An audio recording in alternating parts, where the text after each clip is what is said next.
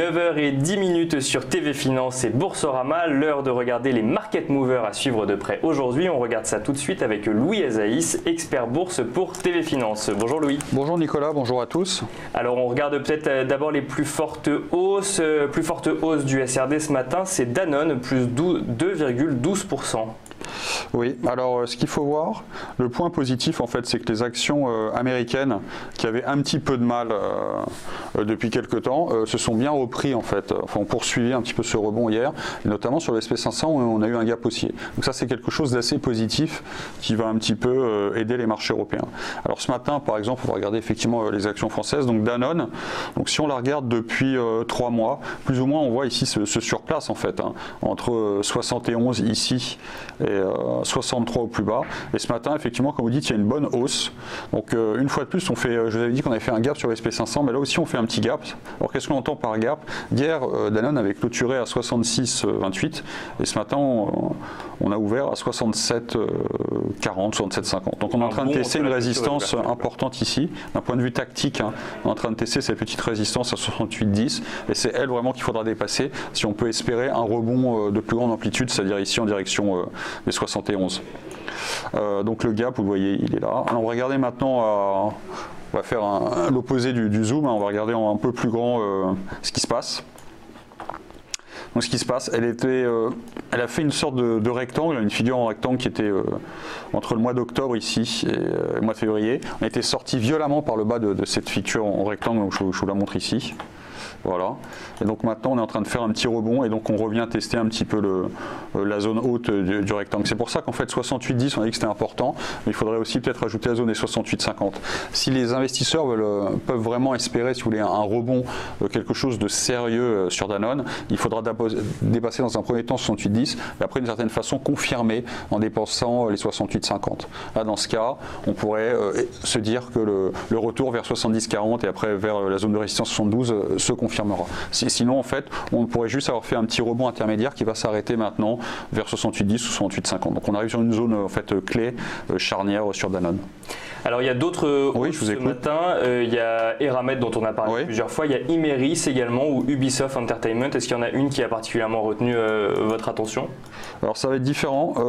Ubisoft elle va être typique des valeurs technologiques, donc elle est particulièrement forte, elle va essayer de faire un plus haut historique, donc on va la regarder un petit peu rapidement.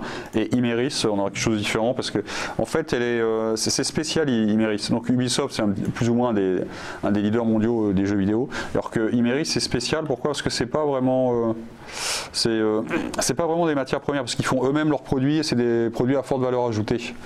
Donc là on regarde Ubisoft, donc belle décomposition d'un mouvement haussier ici depuis le 4 avril. Vous voyez cette première vague de hausse entre le 4 et le 5, on est quand même passé c'est beaucoup, de 66 à 74, après on a fait du surplace et après on est reparti pour une seconde vague de hausse. Donc là je vais vous mettre une moyenne mobile courte, donc elle accompagne le mouvement. Et là ce matin quand même, comme on vient en ligne droite depuis 71, on a ouvert là aussi avec un petit gap et on fait du surplace. Alors je vous montre un peu plus d'historique. Voilà, donc on voit cette belle séquence de hausse. On a été bloqué dans un rectangle entre le 9 novembre et le 4 avril, donc c'était un rectangle assez long en fait. Et plus en fait la phase de consolidation est grande, plus le mouvement impulsif derrière va durer et va être fort. Donc c'est exactement ce qui est en train de se passer. Et les prochains objectifs ici sur Ubisoft, ça va être la zone des 82,13 et 86,15. Si on cherche des supports courts, ça va être 71,75.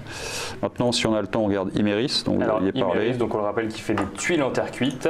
Entre autres, fait plein de... C'est des matériaux qui sont utilisés souvent dans la construction et c'est des matériaux qui sont vraiment d'une certaine façon intelligents ou travaillés. C'est vraiment pas quelque chose de base. Voilà, c'est pour ça que c'est assez cher en fait. Donc Imerys, quand on la regarde ici depuis 3 mois, on voit qu'il y a quand même une séquence, il y avait une sorte de correction en zigzag depuis 3 mois, où plus on était à 88, on est allé quand même aller jusqu'à 75, et là peut-être que le marché était un petit peu trop survendu. On essaye de rebondir ce matin, et là aussi on fait le petit gap. Donc bien regarder, à très court terme, du point de vue tactique, à la zone des 75,04, donc ça c'est le support qu'il ne faut plus enfoncer, et là maintenant on essaye de rebondir vers 81,12 et 82,30. Et si on regarde maintenant sur du plus long terme, Ah oui, on voit que ça a été quand même assez violent cette correction qui a commencé à partir du 1er février. Effectivement, on va aller 87, on est allé jusqu'à 84. Et a priori, donc on fait un rebond.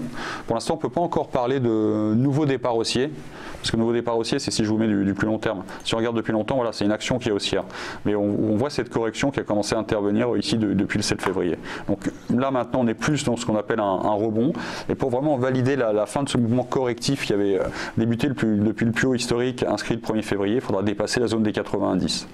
Je ne peux pas vous dire que on a déjà peut-être fait le point bas la semaine dernière et que cette séquence baissière est finie, mais c'est possible. Il faudra dépasser 90 pour confirmer, mais c'est possible qu'effectivement une nouvelle séquence haussière soit déjà enclenchée, quoi. On verra ça dans les prochaines heures, quoi. À suivre du coup dans les prochaines heures ou voire même les prochains jours. Exactement. Merci beaucoup, Merci à vous. Louis Azaïs. Je rappelle donc que vous êtes expert bourse pour TV Finance.